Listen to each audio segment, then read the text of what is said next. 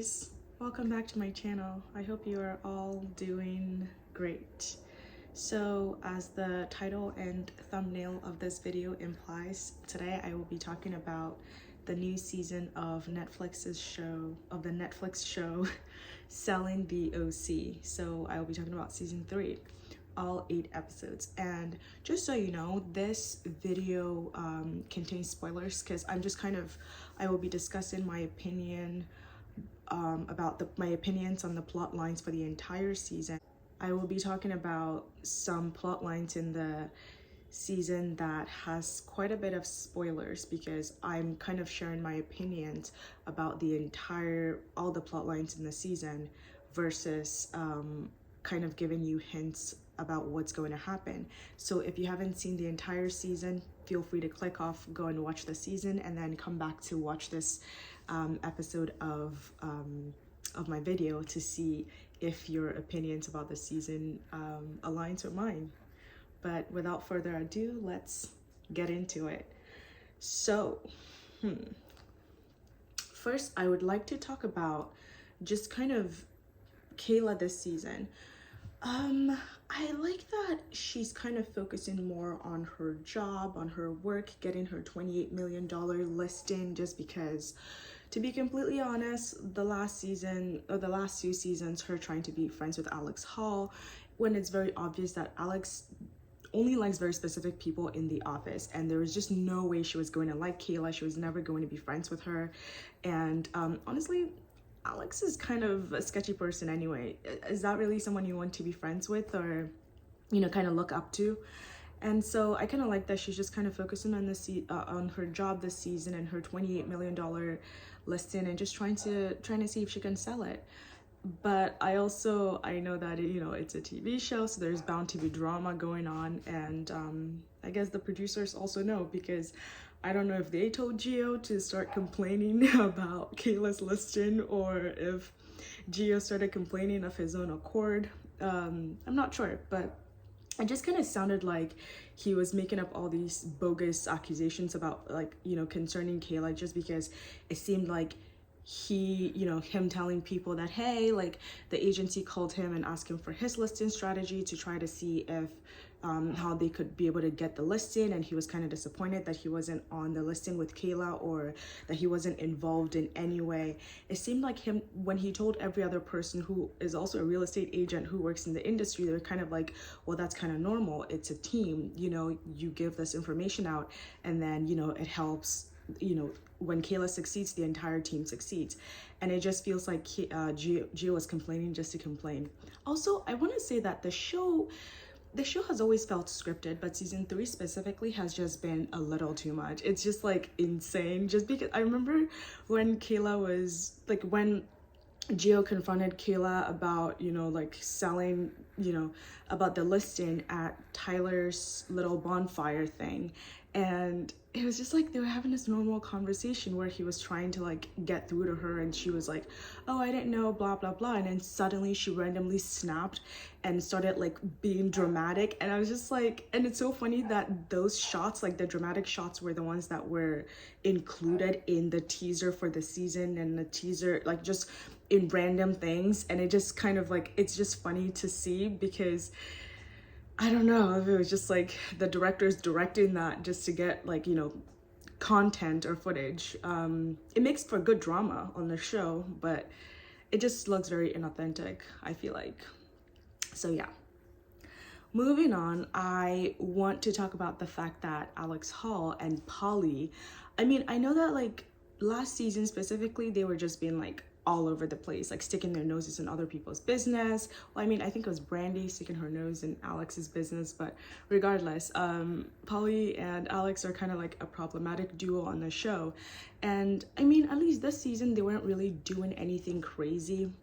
I know Alex has the whole will they, won't they thing with Tyler, which I'm not even sure if they'll continue next season from what I can tell, because Tyler's no longer at the Oppenheim group. I don't know if he can still be on the show if he's not at the Oppenheim group, so I'm not even sure if they'll continue that storyline next year. But from what I can tell, it seems like that is over. And so it's just kind of but in general, Alex and Polly, I just feel like they're such mean girls. They just cannot exist without just like being mean to someone. Like they'll just find some person and then just start shitting on that person, which is funny because I actually really liked Polly at the beginning of the show. Like she just seems really chill sometimes, but you know, it just like, it was so annoying just to see them on the season, like bashing Kayla, saying, I remember Alex said something about, she, like, for Kayla to have been manipulative and tried to get the listing from Gio, she would have had to have something going on up there, implying that Kayla is stupid. And then Polly also said something about Kayla being like a bungalow. She's only a one-story building because there's nothing up there. And it's just like, these mean comments are just ridiculous and there's really no need for them. You know what I mean? I also wanted to talk about the fact that San Diego has been something that they've been talking about a lot this season, or opening a San Diego branch has been something that they've been talking about a lot this season. I'm not sure if that means that Netflix is going to make a third selling show in the franchise and call it selling I don't know what I'm saying, and call it Selling San Diego or something. But it was just funny to see the people from the OC being like, oh, the San Diego office, they're new people, they're green, they don't like, they're not as sophisticated, blah blah blah. It's like, bruh, you guys were also the new people on the block literally just a couple of years ago. If the LA people were saying that about you, like, you know, just. And also, like, I know on Selling Sunset, it was just kind of like, there was a location that opened on, like, in Mexico, in Cabo, and I was just like, I thought there was going to be a TV show about that as well, but they haven't gotten a show. So are we getting Selling San Diego, or are we not? Because they keep trying to like push that, so I'm not sure. I don't know. But yeah, next I wanted to talk about Sean, who apparently moved from side character number 24 to season villains out of nowhere. The producers, I don't know, but it's just kind of like, it was just so funny because the entire season I couldn't really figure out where his head was at, or like, you know, what, like, if you, okay, at first I couldn't figure out who was lying between him, Austin, and Tyler, who was the one, you know, who was telling lies and who was being like, it was Sean making all of this stuff up. Because first he was like, oh, Austin invited him to his house. Wait, what was it? Austin? Yeah, Austin. Austin's the one with the kids, right? Yeah, Austin. Austin invited him to his house and they were like having dinner or whatever, and they offered him edibles. And he was like, oh, you know, they were trying to be suggestive and ask him if they could have a threesome. Can I say that on YouTube? I'm not sure. If they could do that together. And he like, and then later completely changed his story. He was like, no, like later in, like, I think that was the final episode or 2 episodes to the season finale or something. He was like, no, what are you talking about? They never had me, like, they never gave me any edibles. They never did like any of that, blah, blah, blah. And then it was like, Tyler is the one who sent all these like suggestive texts and was like, I love you, man. I love you so much, blah, blah, blah, blah, blah, blah, blah, blah, blah. And it was just kind of weird because like people literally stuck up for him, you know, like Brandy, Kayla, Jarvis, they all stuck up for him. So it's kind of crazy to just randomly see him like keep switching up his story. Also, like, he started being weird like maybe episode 1 and 2, and then just kind of randomly disappeared from the rest of the season, and then showed back up at the very end to continue this random irrelevant drama that really doesn't like no one seemed to care. It was just causing a disruption in the office. So it's just like, where is this even coming from, you know? And it was just so obvious later in the season that he was lying, because it's just like, he can't even if you're gonna lie, sir, like, if you're gonna lie, at least make sure your facts are straight, you know what I mean? But yeah.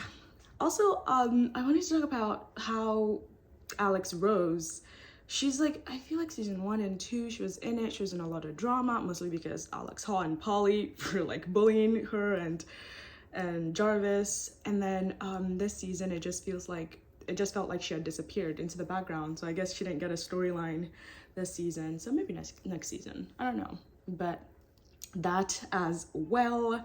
And then also Ali, just kind of, what are you doing, girl? Like, just getting involved in other people's drama. Like, Alex is always gonna talk shit. Like, that's just who she is. Like, there's just been like 3 seasons of the show so far, and in all of them she's just been like a sketchy person. Like, I get it that Ali is new and she's just like trying to find her way in the office, but Miss Ma'am, just focus on your, you know, on your getting your real estate license, actually remembering things like square footage and just all the things you're supposed to know to work at the Oppenheim Group, rather than like inserting yourself in other people's drama. Because like, if Kayla herself doesn't care that Alex said that she needs to be medicated, then why would she, Ali, be inserting herself into that drama? And then also just randomly banging on the glass door at the party, and then, you know, Polly getting this message that Ali was being super unprofessional. It's just like,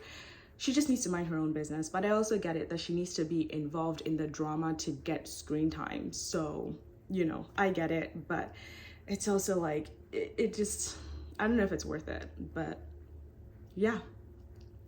Overall, I want to say that I really enjoyed this season. I thought that, honestly, I felt like season 1 was their most interesting season in general, just because it felt like, because there's so many, like Netflix has Selling Sunset, they have Buying Beverly Hills, they had Selling Tampa at some point.